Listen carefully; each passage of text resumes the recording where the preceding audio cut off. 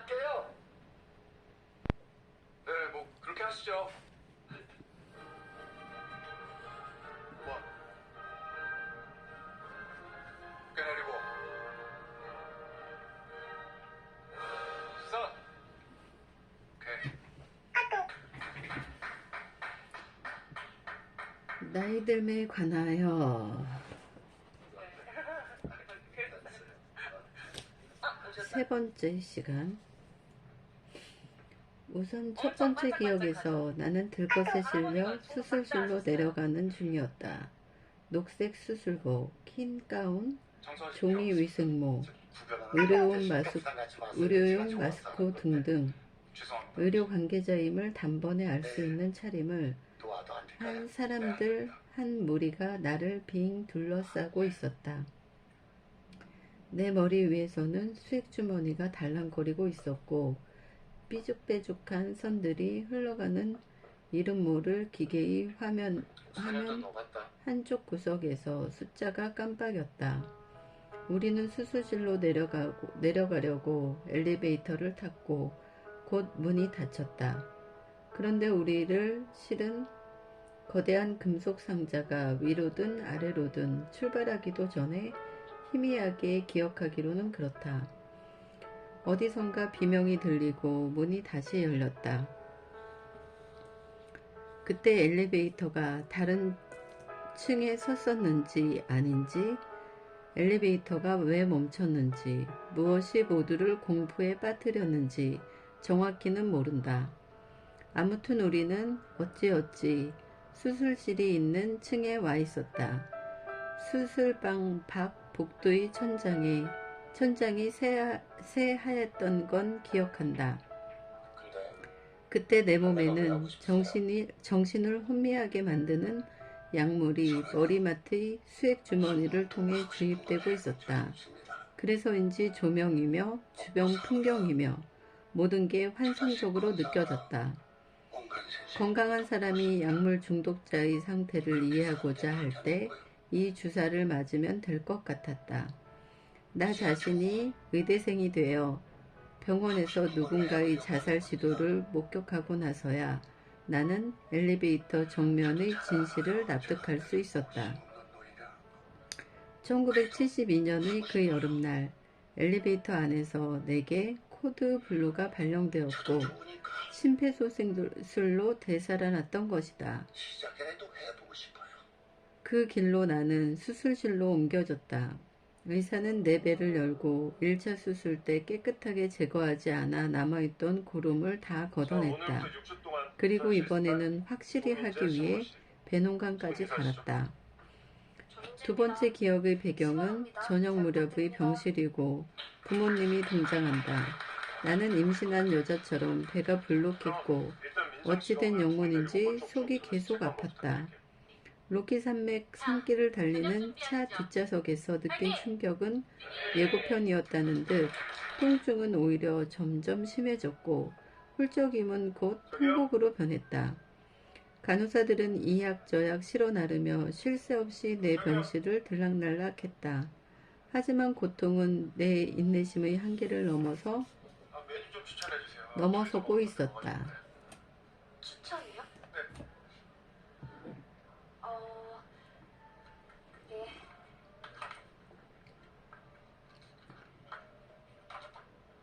손님, 제가 좀 추천을 해드려도 될까요? 거리에 땀거미가 짙게 깔리고 병원의 정적이 감도는 늦은 저녁쯤에 날 수술했던 의사가 나타났다. 수술복 차림도 그렇다고 정장 차림도 아니고 운동복 바지에 티셔츠만 걸친 채였다.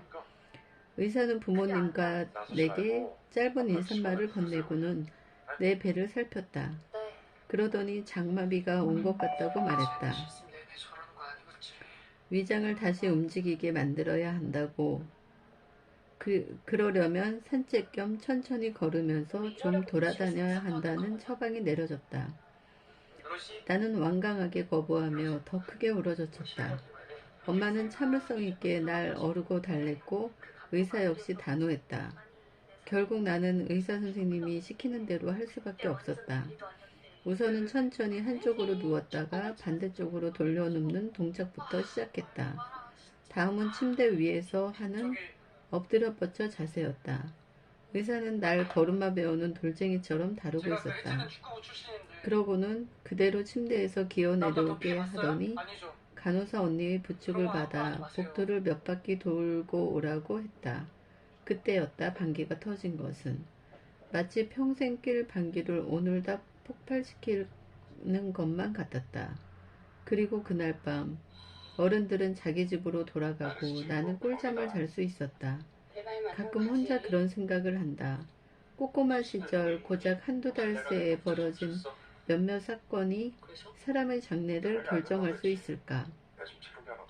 그럴 수 있을 것 같다.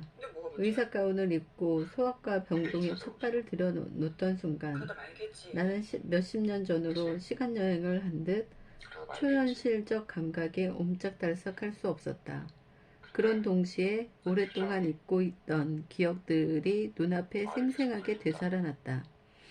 냉기가 도는 병동, 복도, 낯선 어른들, 각종 의약품의 알싸한 냄새, 축 처진 몸뚱이들, 쉬지 않고 삑삑대며 신경을 건드리는 기계음과 신음소리도, 속삭이는 목소리들도, 태어나서 처음 겪는 통증도, 기약 없이 영원할 것만 같던 입원실에서의 외로운 밤들도 바로 지금 벌어지는 일 같았다. 그의 여름의 투병 생활 덕분에 나는 중요한 교훈을 여럿 얻었다.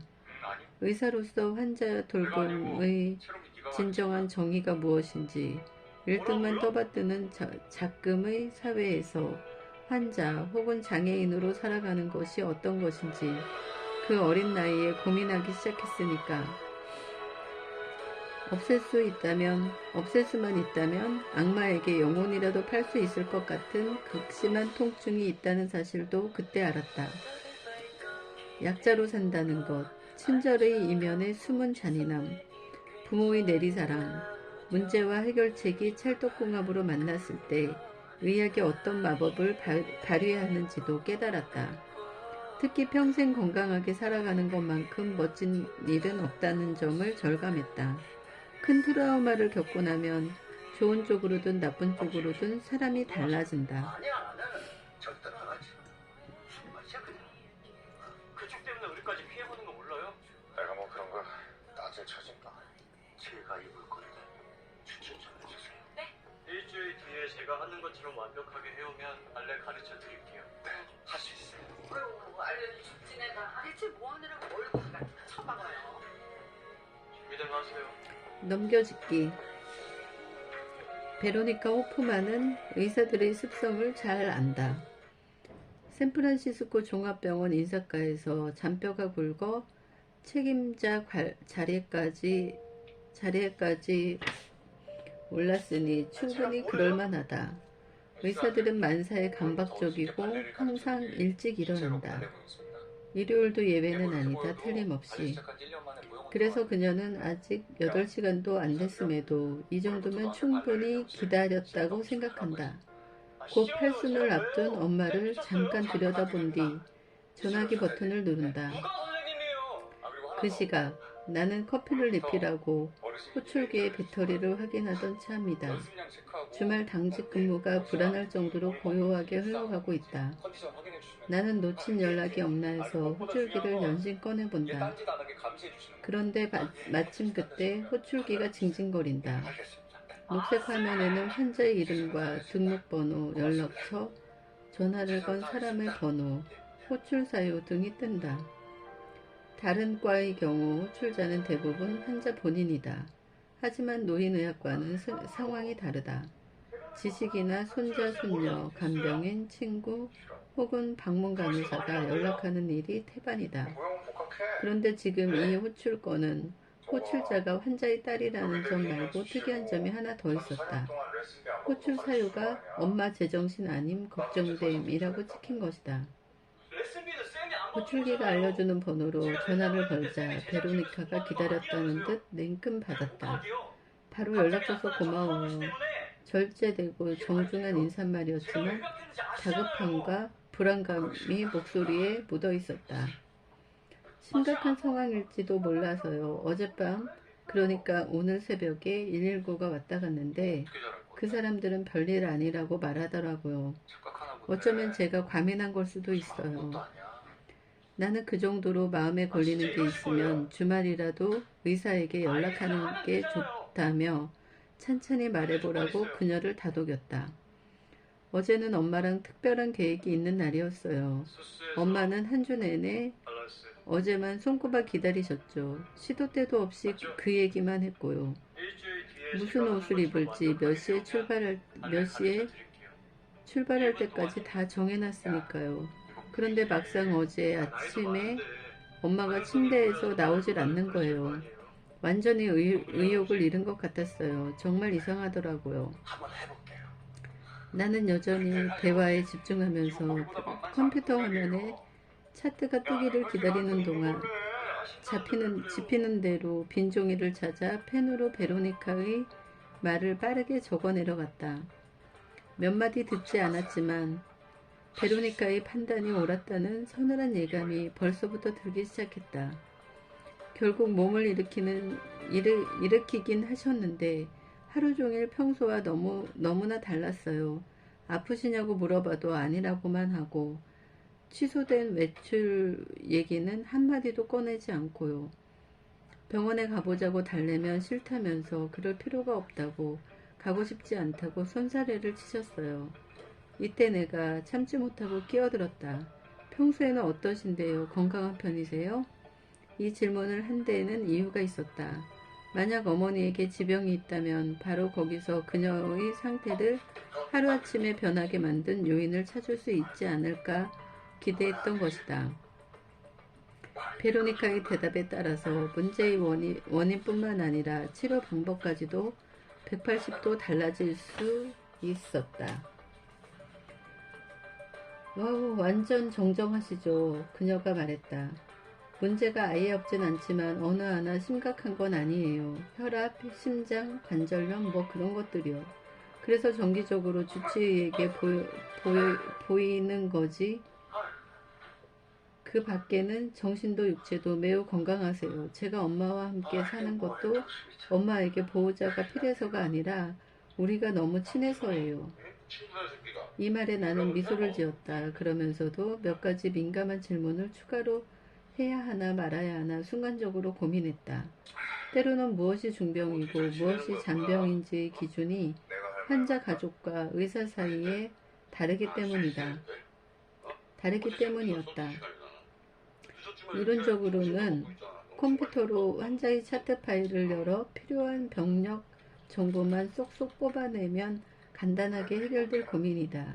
그런데 현실에서는 그렇지가 않다. 환자의 차트에 접근하려면 비밀번호로 막힌 방어막을 몇 겹이나 뚫어야 하는 것이다. 하지만 느려터진 병원 컴퓨터는 세워라 내워라였다. 그런 가운데 나는 신락 같은 정보만 가지고 지금이 응급 상황인지 아닌지 빠르고 정확한 판단을 내려야 하는 상황이었다. 나는 베로니카에게 얘기를 좀 더 해달라고 부탁했다. 평소 일과는 어떻게 하고 계시죠? 식사는요? 걸을 수는 있으세요? 말씀하시는 건 어떤가요? 어제 아침, 점심은 잘 챙겨 드셨어요. 저녁은 가볍게 때우셨는데 피곤하셔서 그런 거예요. 오후에는 좀 걸었거든요. 고대하던 약속을 취소해놓고 산책을 가고 싶다니 이상하다는 생각이 들었어요. 나는 약간 안도했다. 진짜 위중했다면 입맛도 뚝 떨어지고 두 발로 걸어 다닐 힘도 없었을 테니까. 이때 베로니카가 덧붙였다. 단지 평소보다 느리세요. 좀 멍하고요. 나는 다시 머리털이 곤두서는 것을 느꼈다. 전에도 그러신 적 있나요? 아니요. 아유 정신머리. 돈 보냈다는 얘기를 안 했네.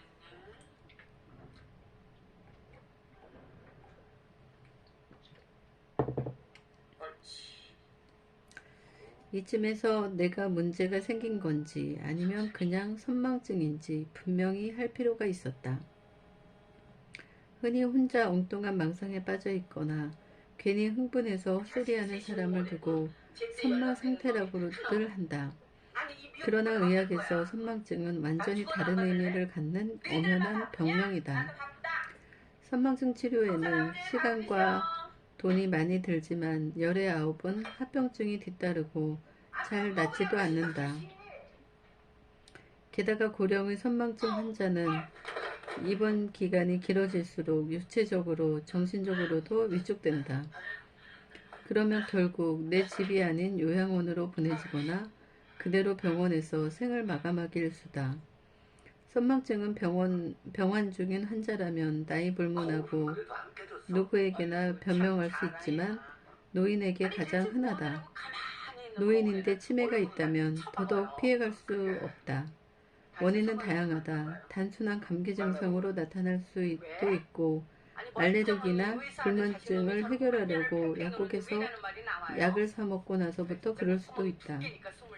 때로는 크고 작은 감염, 수술, 골절, 특정 약, 환경 변화 등등이 선망증을 일으키기도 한다. 사실상 모든 게 선망증의 원인이 될 수 있다.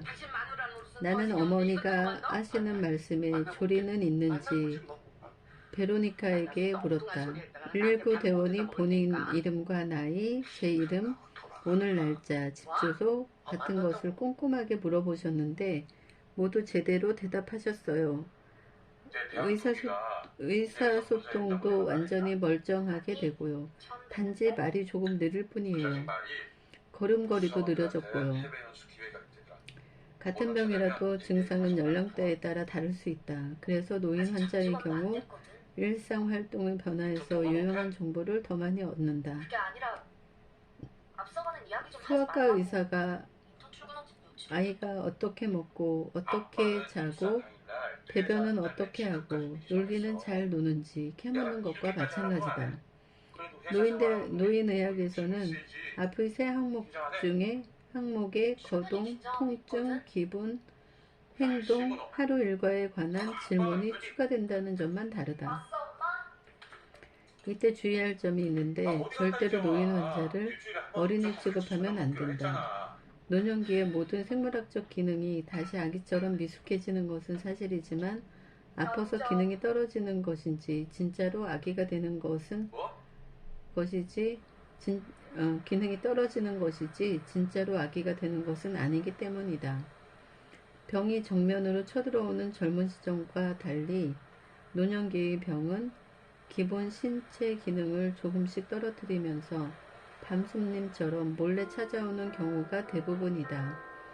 79인 베로니카의 어머니는 신분증 나이로도 신체 나이로도 아직 초고령자에 속하지는 않았다. 하지만 보호자 겸 딸의 대답에서 나는 석연치 않은 기운을 감지했다. 뭔가 심각한 일이 아주 천천히 진행되고 있는 게 틀림없었다. 재앙이 닥치기 전에 빨리 조치를 취해야 했다. 어젯밤이 특히 안 좋으셨어요. 베로니카가 말했다. 잘 준비를 하던 중이었는데 잠옷바지를 입지 않고 멀뚱멀뚱 서 계시는 거예요. 집안에서도 벗은 몸으로 절대 돌아다니지 않는 분이시거든요. 밤 10시쯤 저도 자러 가는 길에 욕실에 불이 켜져 있는 걸 봤어요. 그리고는 새벽 1시에 잠이 깼는데 그때도 불이 켜져 있더라고요. 가봤더니 엄마가 가만히 서 계셨어요. 방향 감각을 잃은 것 같았어요. 어쩌면 밤새 그러고 계셨겠다 싶었죠. 그래서 119를 부른 거예요. 그녀는 꾸지람을 기다리는 아이처럼 말을 멈췄다. 나는 키보드를 두드린 손을 멈추고 말했다. 더없이 옳은 행동을 하신 겁니다. 119 사람들은 그렇게 여기지 않던데요. 그들이 틀린 거예요. 119 대원들이 엄마를 간단하게 진찰하더니 특이 소견이 없다고 했어요. 좀 혼란스러워 하시는 것 같다고 말했더니 그러더군요. 어머니 연세가 80에 지금 한밤중이잖아요. 뭘 기대하세요. 순간 얼마나 당혹스럽던지 꼭두 새벽에 쓸데없는 일로 고급 인력의 귀한 시간을 낭비한 꼴이 되어버렸죠.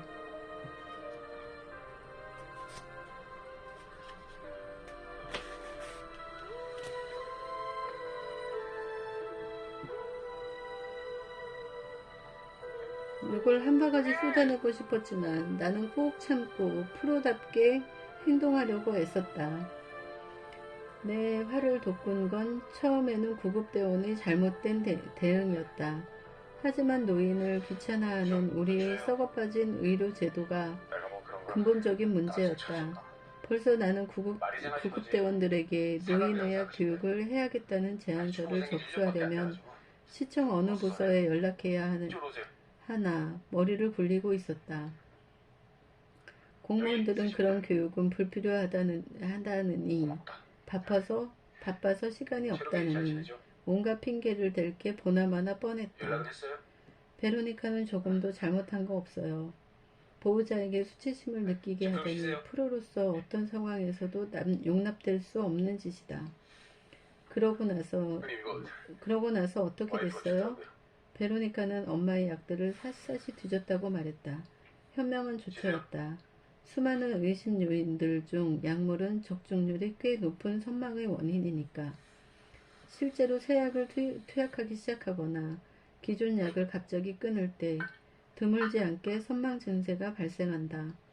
바로 몇 년 동안 내내 멀쩡하다가 신진대사 능력이 변하면서 새삼스럽게 반응을 보이기도 한다. 나는 컴퓨터 화면의 차트를 스크롤 다운해서 환자의 약 처방 기록을 찾았다.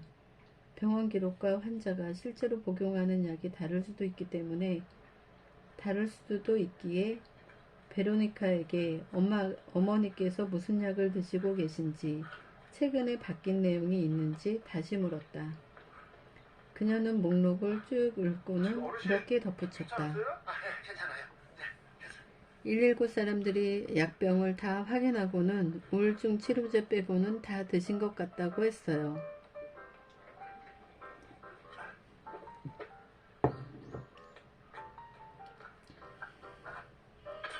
한 3주 전부터 빼먹었다는데 저는 전혀 몰랐어요. 그 사람들이 그러더군요. 그게 문제였다고요. 그러고는 엄마에게 우울증 치료제 하나를 드시게 하고는 우리 둘 다 잠을 자두는 게 좋겠다고 했어요. 그때가 오늘 새벽 2시 반이었죠. 절로 깊은 한숨이 나왔다. 물론 우울증 치료의 복용이 갑자기 중단된 뒤에 부작용이 나타날 수도 있다. 그러나 금단현상이란 건 서서히 진행되는 것이지 조용하다가 3주 뒤 갑자기 짠 출현하는 게 아니다. 오늘 아침 어머니 상태는 좀 어떠세요? 아직 졸려하세요. 여전히 정신은 딴 데 가 계시고요. 환자가 70대 후반치고 신체 건강한 편이었고 일상활동에 관한 질문들 전부 무사 통과했기 때문에 이제는 증상을 본격적으로 검토할 차례였다. 흔히 외래진료를 볼 때 의사는 제일 먼저 환자에게 어디가 어떻게 불편해서 오셨는지 묻는다. 그런 다음에 구체적인 정보를 수집하고 놓친 부분이 없는지 점검할 목적으로 검토하는 게 바로 증상 목록이다. 순서도 있다. 정수리에서 발가락의 방향으로 조사하는 게 원칙이며 장기와 조직을 위치나 생리학적 기능에 따라 묶어 분류한다. 눈, 귀, 코, 목구멍 안을 한 부류로 보거나 심혈관계와 신경계를 구분하는 식이다. 이 경우 유선상이라는 특수한 상황을 고려해 내 질문과 어머니의 답을 중간에서 베로니카가 전달하는 식으로 진행됐다. 몇몇 질문만 그녀가 직접 대답했을 뿐이다.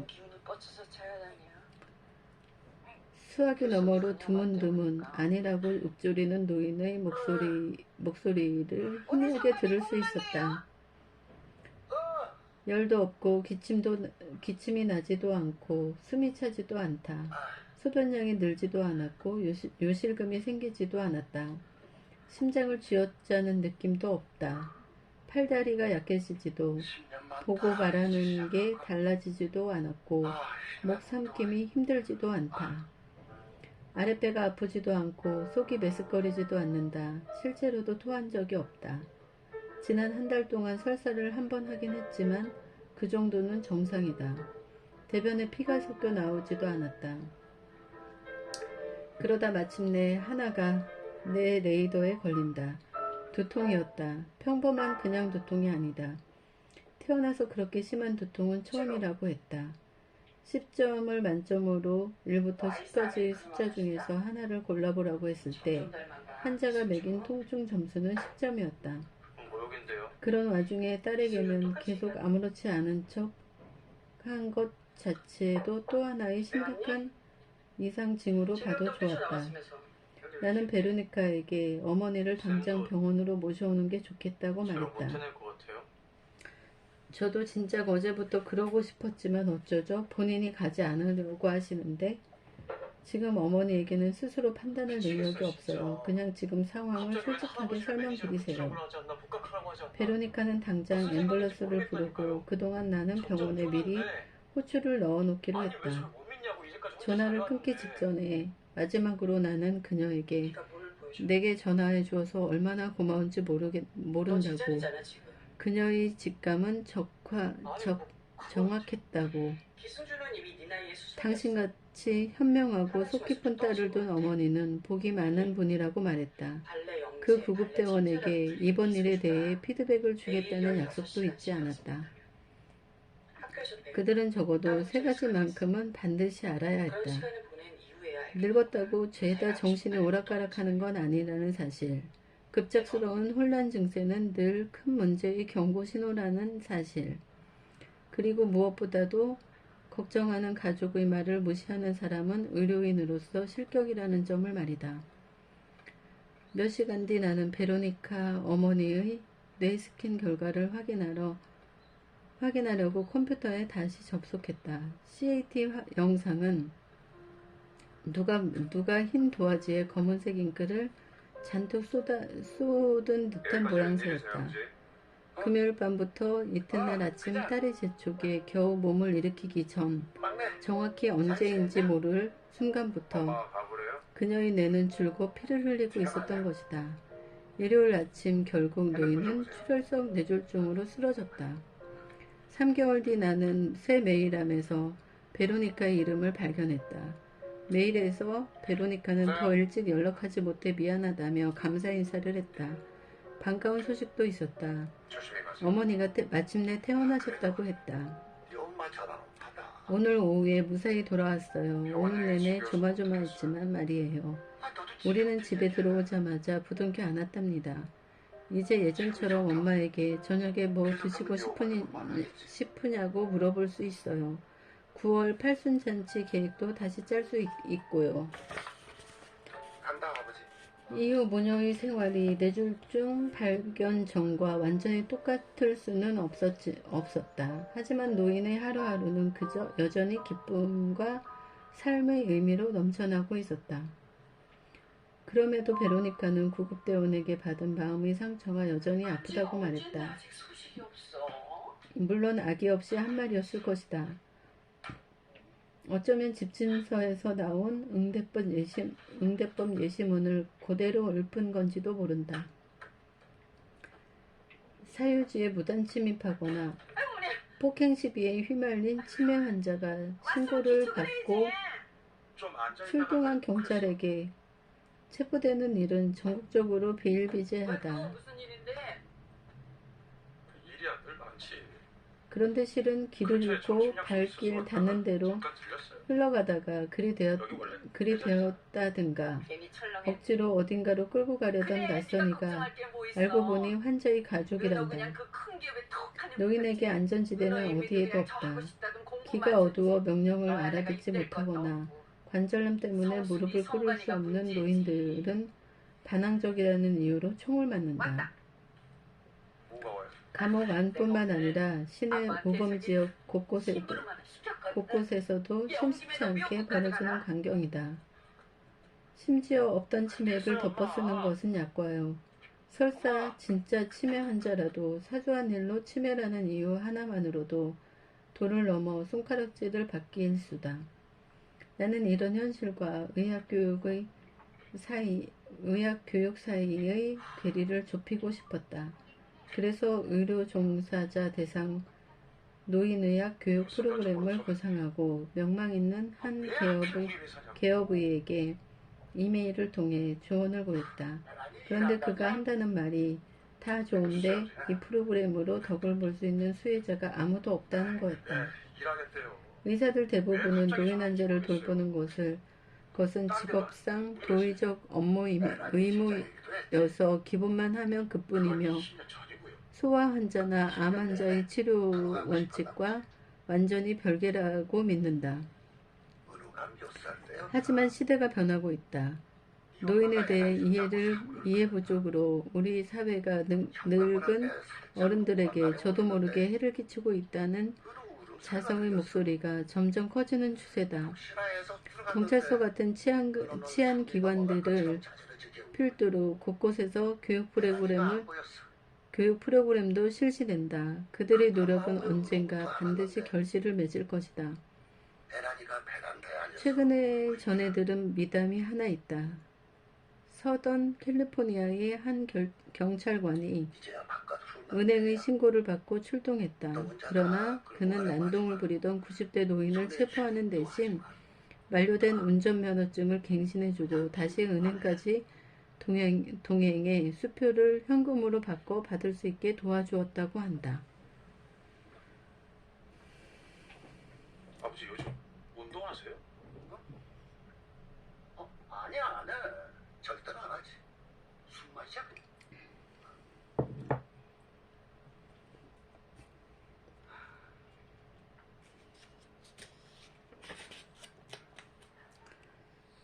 소아, 진퇴양난, 가정교육. 어린 시절 내 장래 희망은 하루에도 몇 번씩 바뀌었지만 그 중에 노인을 돌보거나 흰 가운을 입고 병원에서 일하는 것은 없었던 것으로 기억한다. 어릴 때 우리 집은 온통 책 천지였다. 새 책, 중고책, 문고본, 양장본 등등 책상은 온갖 책들로 무너지기 직전이었고 거실 바닥에도 식구들이 침대 머리맡 탁자에도 책들이 위태롭게 탑을 이뤘다. 엄마가 탐독하는 장르는 소설과 사회학이나 정치 관련 입문서였다.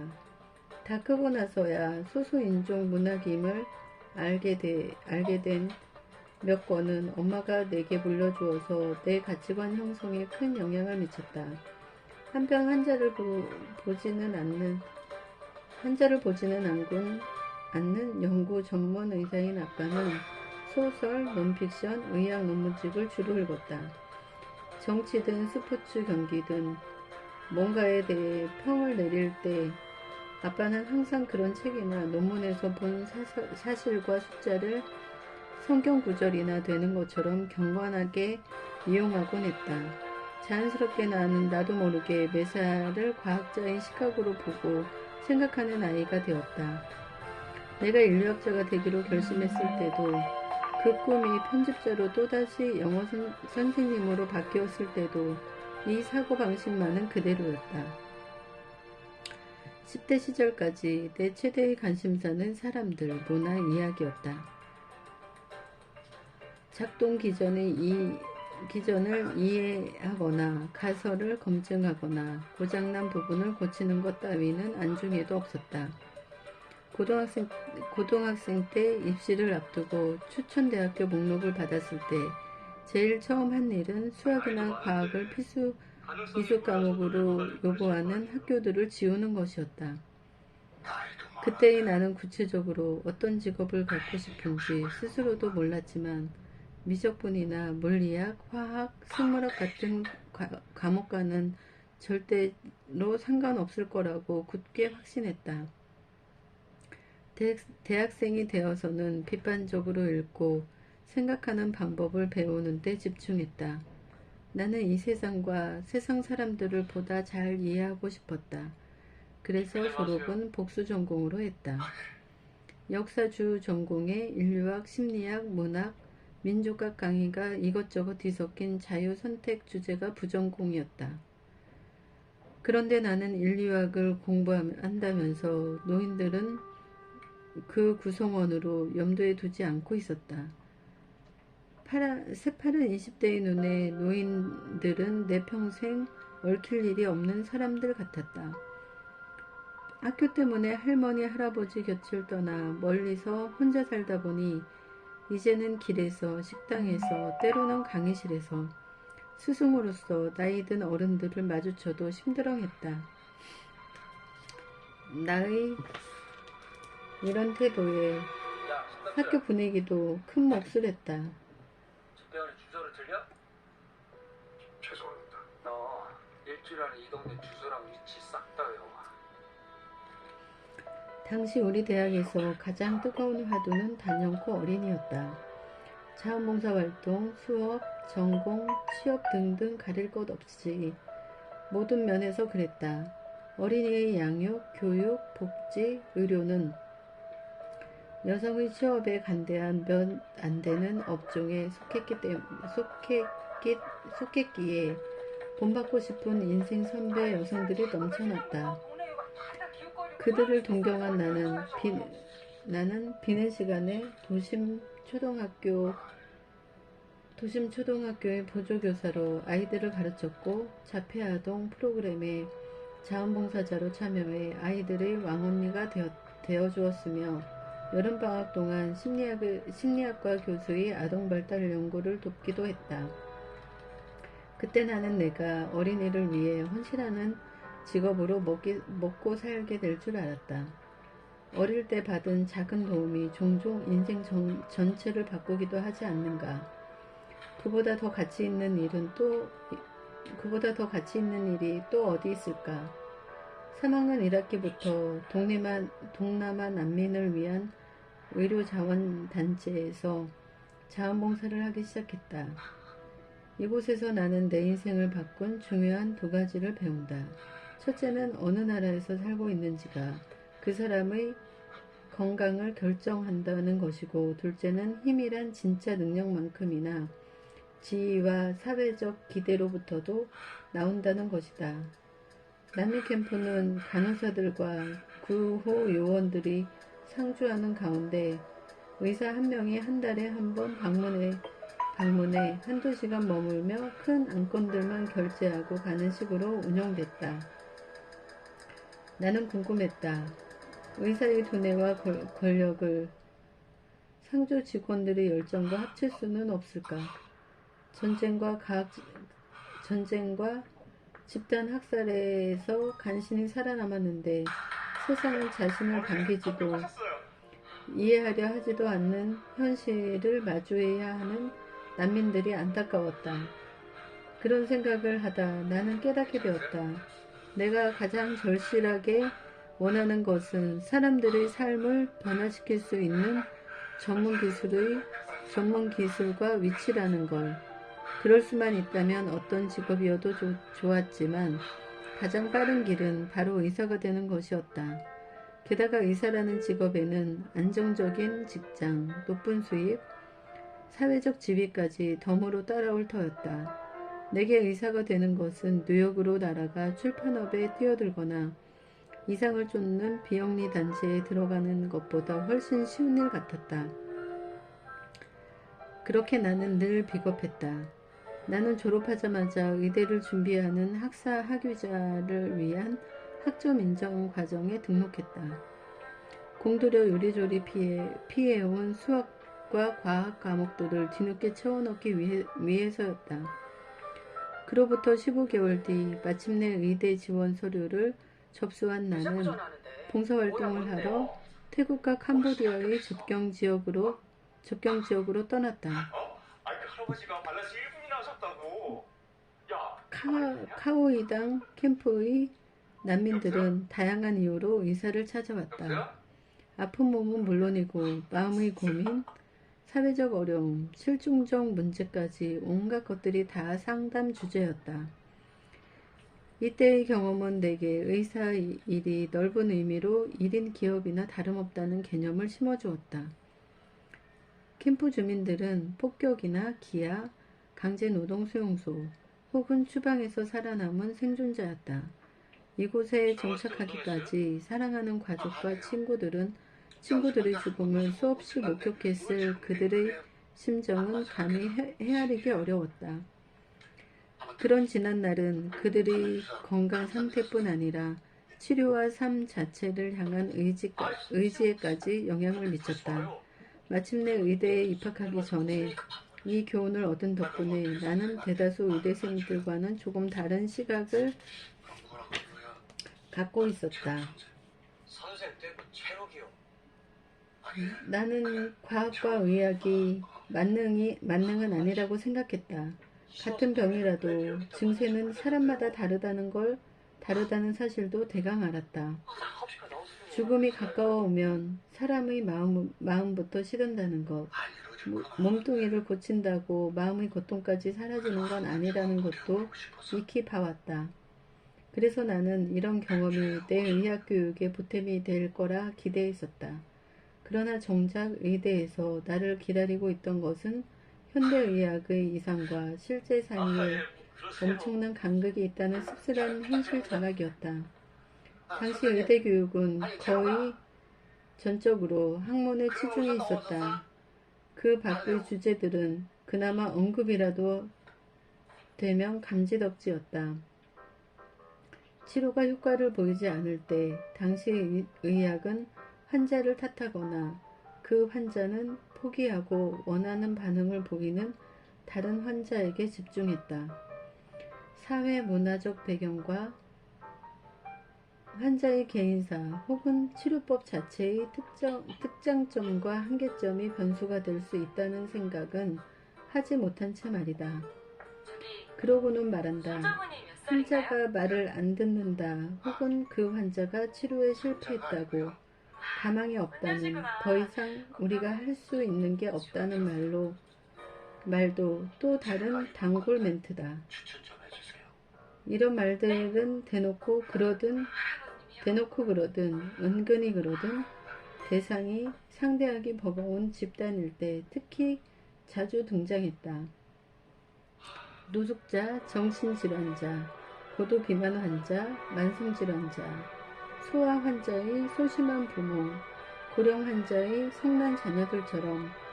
하지만 진심으로 당부하는데 어떤 경우에도 사람을 동네북 취급해서는 안 된다. 호전될 가망이 남들보다 적다면 더더욱. 그럼에도 의료계는 특정 유형의 환자 혹은 질환들을 편애했다. 특히 선호도가 가장 높은 것은 골절, 담낭염, 심장병, 암처럼 눈에 띄는 성과를 낼 수 있거나 약이 잘 듣거나 치료 방법이 많은 병명들이었다. 연구에 따르면 의사 대부분은 본인도 충분히 겪음직한 상황을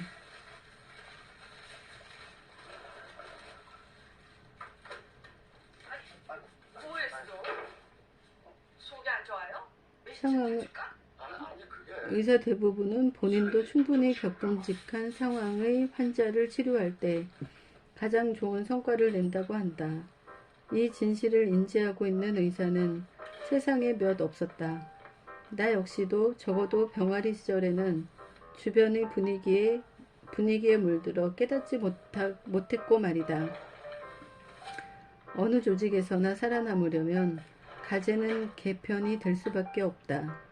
그러나 나는 더더욱 매사에 과학자처럼 생각하고 판단하게 하는 가정교육을 받고 자랐음에도 도무지 1990년대 초 보스턴과 샌프란시스코의 의학교육 풍조에 완전히 동화될 수 없었다. 의료계와 사회의 정책 환자들의 치료 경과를 좌우하는 현실도 보이지 않는 척 무시하려고 했지만 결국 실패했다. 에이즈 환자들이 점점 늙어간다는 점도, 젊은 환자들에게 흔히 쓰는 방법들이 고령 환자들에게는 효과가 떨어지거나 고령 환자들이 가장 가려워하는 부분을 긁어주지 못한다는 점도 자꾸 마음에 걸렸다. 특히 인종차별주의, 성별차별주의, 동성애 혐오주의를 지향하는 자는 그게 진짜 야 지향하지 않은 데에는 다들 목소리를 높이면서 노인차별의 양심을 가책을 느끼는 의사는 거의 없다는 게 나는 언짢았다. 세뮤얼 샘은 한 자전적 소설 주의 성전에서 노인을 대놓고 안 반가운 영순위 환자를 줄인 안영자라 부른다. 이 말에는 사람 대접을 받기에는 모자라는 인간이라는 의미가 담겨 있다. 의학적 의학교육을 주제로 다룬 이 소설은 40년 넘게 인기를 구가 중인 스테디셀러다. 인기의 비결은 오늘날 의학의 현주소를 일찍이 1970년대 초에 정확하게 예견했다는 점이다. 지금 다시 돌이켜보면 저자가 보여준 가장 놀라운 통찰은 이것이 아닐까 싶다. 그리 화자는 고령 환자들을 돌보면서 교훈 하나를 얻는데 그 내용인즉 의학의 규칙을 성실하게 지켜 검사하며 시술이며 다 실행하면 환자는 반드시 죽는다는 것이다. 샘은 규칙을 어기려는 것으로 이 결과가 불러오는 공포심을 극복하고자 한다. 그리고 결코 옳은 대처 방법은 아니었지만 더 이상 환자들에게 정성을 쏟지 않기로 한다. 소설의 화자는 말한다. 주의 성전 앞에서 맹세하건대 나는 진심으로 노인들을 사랑했다. 이제 그들은 노인이 아니다. 그들은 단지 안영자일 뿐이며 나는 더 이상 그들을 사랑할 수 없게 되었다. 소설에서 화자와 다른 젊은 의사들은 노인을 사람 이하 취급하는 의학의 실제와 처음 맞닥뜨린 뒤 점차 그런 현실에 둔감해진다. 스트레칭 할게요. 허리 펴고요. 이런 현상은 결국 사회 전반으로 확산되어 악순환이 심화된다. 이 나라에서 그래도 알아주는 종합병원 여러 곳, 아파요? 아니, 전혀 안 아파. 그 중에는 주의 성전의 실제 무대였던 곳도 포함되어 있다. 안 아파요? 옷을 순회하며 보냈던 의대생 시절, 나는 노년층 기피 현상이 최고 지성 집단인 의료계라고 예외가 아님을 두 눈으로 직접 확인할 수 있었다. 소아의학, 그러니까 소아과 전공에는 너도 나도 지망하는 데 비해 노인의학은 지원은커녕 존재 자체를 모르는 의대생이 태반이었다. 내뱉어요. 학부 때도 노화와 사회의 노년층을 분석하는 노인학이 늘 정원 초과인 아동학과 대비를 이뤘는데 그런 면에서 캠퍼스나 병원이나 다를 게 없었다.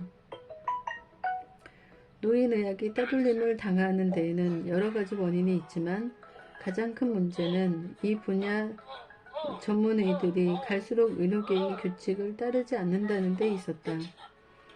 이들은 다른 의사처럼 생리학 연구, 질병다운 질병, 완치에 최우선순위를 두지 않고 변두리 정보에 더 눈을 돌렸다. 레슨이야 훈련이야.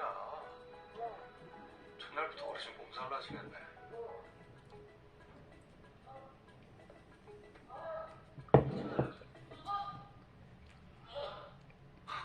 환자의 거주지,